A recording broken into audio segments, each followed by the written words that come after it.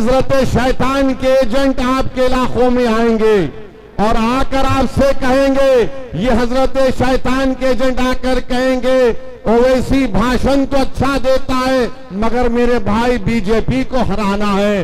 अरे कमबख्तो, बेशर्मो, चुल्लू भर पानी में डूब मरो। पार्लियामेंट का इलेक्शन तो मैं नहीं लड़ा था तो कैसे बीजेपी को तुमने जीतने दिया? क्या मैं किसी को जाकर बोला था कि बीजेपी का साथ दो?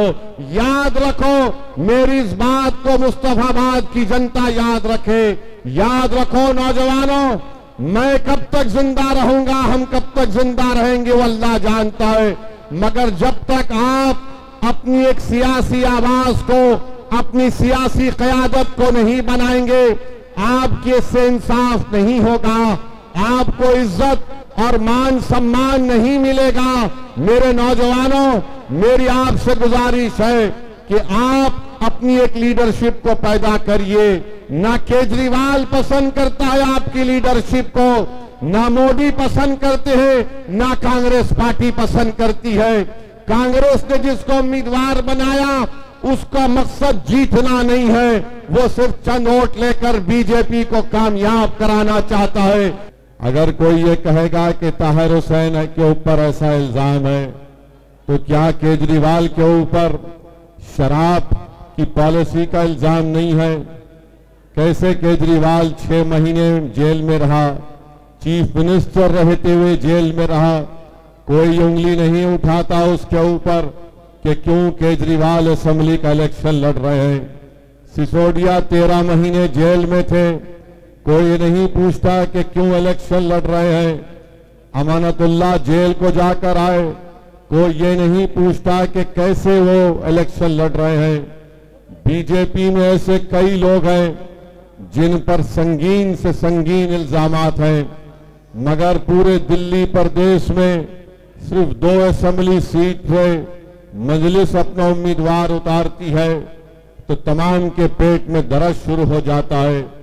सुन लो, याद रखो, अगर मुझे ये फैसला दोबारा करना पड़ा तो मैं फिर से ताहिर हुसैन को और शिफा को मजलिस का टिकट दूंगा।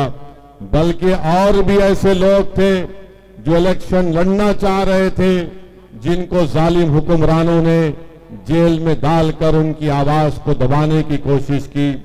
मैं आपके दरमियान में आकर आपसे सिर्फ यही अपील कर रहा हूं कि जिस शख्स ने बुरे वक्त में सामने आकर सीना तान कर हमारी इज्जतों की हिफाजत की, हमारे जान और माल की हिफाजत की और उसी के लिए उसको जेल में डाल दिया गया। मेरे अजीज दोस्तों और बुजुर्गों, मुझे यकीन है कि इंशाअल्लाह ताला अदालत इंसाफ करेगा और जो ताकतें, जो सियासी पार्टियां एक मंसूबा के तहत ताहिर हुसैन और शिफा को और ऐसे कई हमारे बेटियों और बेटों को जेल में डाला, अल्लाह उनको कामयाब करेगा। वो इंशाअल्लाह ताला अल्लाह उनको और इज्जतों से नवाजेगा, मगर फैसला आपको करना है। याद रखिए, अगर आप बाशऊर हैं तो आप यकीनन ताहिर हुसैन के अपने वोट का इस्तेमाल करेंगे। अगर आप इंसाफ को पसंद करते हैं और नाइंसाफी से आप नफरत करते हैं तो मेरी आपसे गुजारिश है कि पतंग के निशान पर ताहिर हुसैन को डालकर कामयाब कराइए।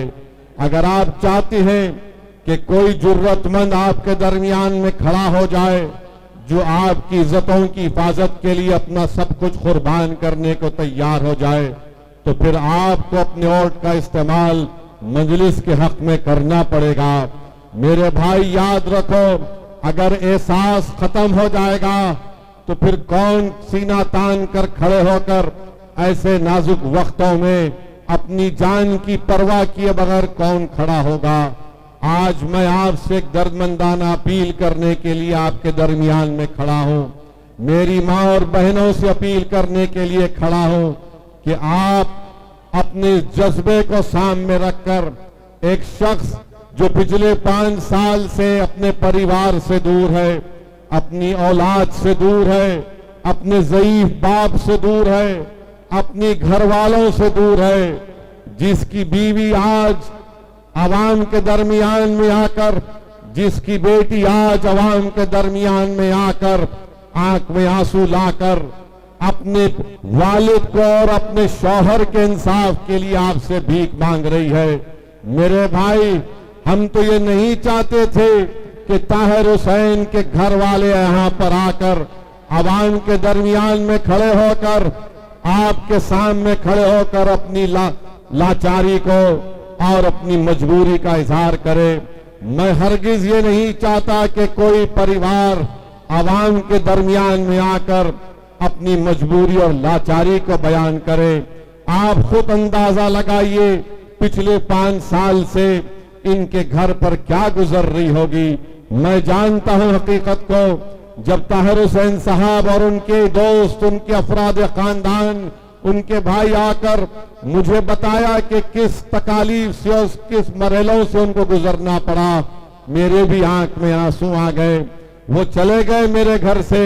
मैं सोचता रहा कि कैसे इन लोगों ने इतने साल गुजारे होंगे। मेरे अजीज दोस्तों और बुजुर्गों, एक तरफ ताहिर हुसैन के 5 साल जेल के हैं और आपको 5 तारीख के दिन सिर्फ आधे घंटे के लिए अपने घर से निकलकर ताहिर हुसैन की आजादी के लिए, ताहिर हुसैन की इज्जत के लिए और एक मर्द मुजाहिद की ताईद को कामयाब करने के लिए मेरी आपसे दरमंदाना अपील है कि आप अपने के कोर्ट का इस्तेमाल करिए। डरने और घबराने की जरूरत नहीं है। लोग इल्जाम लगाते हैं, किस पर इल्जाम लगाते हैं? जो जिससे डर होता है उन्हीं पर इल्जाम लगाया जाता है। आज 5 साल से कोई पार्टी जो अपने आप को सेकुलर कहती है, ना वो ताहिर का नाम लेती है, ना वो शिफा का नाम लेती है, ना वो सैफी का नाम लेती है। ऐसे कई लोग जो जेलों में आज तड़प रहे हैं, जो जेल की 4 दीवारी में बैठे हैं, आज ताहिर हुसैन को इस बात का एहसास मत होने दीजिए कि मैंने जो कुर्बानी दी थी, मेरे ही यहाँ की आवाम ने मुझे बुला दिया। अगर ताहिर को आप याद रखते हैं, अगर ताहिर की कमी को आप महसूस करते हैं, तो मैं आवाम से अपील कर रहा हूं कि 5 तारीख के दिन आप अपने वोट का इस्तेमाल बटन के निशान पर बटन दबाकर करिए। और जो सियासी हुक्मरानों ने एक सियासी साजिश के तहत ताहिर और शिफा ऐसे कई लोगों को जेल में डालकर उनकी जिंदगी को परेशान कर दिया। किसी एक शायर ने बड़ा अच्छा लिखा था, उस नौजवान शायर का नाम आमिर अजीज था, जिसकी नज़म को आप और हमने सुना था। उसने शायद ताहिर और शिफा के लिए लिखा होगा कि आमिर अजीज ने लिखा कि तुम FIR लिखो, हम तैयार लिखेंगे। तुम हमें कत्ल कर दो, हम बन के भूत लिखेंगे। और तुम अदालतों से बैठकर चुटकुले लिखो, हम सड़कों और दीवारों पे इंसाफ लिखेंगे। बहरे भी सुन ले इतनी जोर से बोलेंगे, अंधे भी पढ़ ले इतना साफ लिखेंगे। तुम काला कमल लिखो, हम लाल गुलाब लिखेंगे। तुम जमीन पर जुल्म लिख दो, आसमान पे इनकलाब लिखा जाएगा। सब याद रखा जाएगा, सब कुछ याद रखा जाएगा। जो लोग मजलूमों पर जुल्म कर रहे हैं, याद रखो, दुनिया अगर तुम्हारे जुल्म को भूल जाएगी तो कोई बात नहीं, मगर अल्लाह उसकी मखलूक पर जुल्म करने वालों को अल्लाह नहीं भूलता। इंसाफ होगा और रब्बे करीम जब इंसाफ करेगा तो उसके इंसाफ में आवाज नहीं होगी। जो बड़े बड़े इख्तिदार की कुर्सियों पर बैठकर ये समझ रहे हैं कि हमने ताहिर और शिफा को जेल में डाल दिया, अरे याद रखो, इख्तिदार किसी के पास नहीं रहता, वरना दिल्ली के वीरान महल पुकार पुकार कर कहेंगे कि हाँ, यहाँ पर भी बहुत बड़े बादशाह रहते थे, मगर आज उन वीरान मंजिलों में कोई नहीं जाता। जिन्होंने ताहिर और शिफा पर जुल्म किया, इंशाअल्लाह उनकी तमाम जगहें वीरान होंगी। आज इख्तिदार के नशे में चूर होकर तुम इनको जेल में डाले, इंशाअल्लाह ताला कल मुकद्दर और मुस्तकबिल तुमको ऐसी गुमनाम वादियों में डाल देगा। इंसाफ जरूर होगा। और जो लोग ताहिर हुसैन की हुब्बुल वतनी पर सवाल उठाते हैं, अरे जालिमो शर्म करो, जिसने बहैसियत कॉरपोरेटर ये नहीं देखा कि कौन मुसलमान है कौन गैर मुस्लिम है, ताहिर ने सबकी खिदमत की। किसी एक शायर ने चाहे ताहिर के बारे में लिखा था कि दिल से निकलेगा न मरकर भी वतन की उल्फत, मेरी मिट्टी से भी खुशबू वफा आएगी। मेरे अजीज दोस्तों और बुजुर्गों, अपनी हिम्मत और हौसलों को बुलंद रखिए।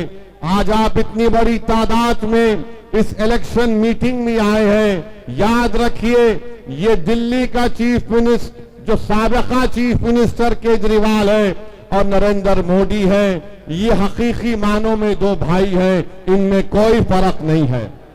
एक सिक्के के दो रुख हैं ये लोग। मैं बरसों से कह रहा हूं, एक सिक्के के दो रुख हैं। अगर कोई ये समझेगा कि नहीं केजरीवाल वो मफलर वो झाड़ू कोई फर्क नहीं है, कोई अगर आपसे आकर कहेगा कि नहीं भाई बीजेपी को हराना है, क्या बीजेपी को ताहिर नहीं हरा सकता? बोलो आप मुझे, क्या ताहिर बीजेपी को नहीं हरा सकता? क्या आप बीजेपी को नहीं हरा सकते?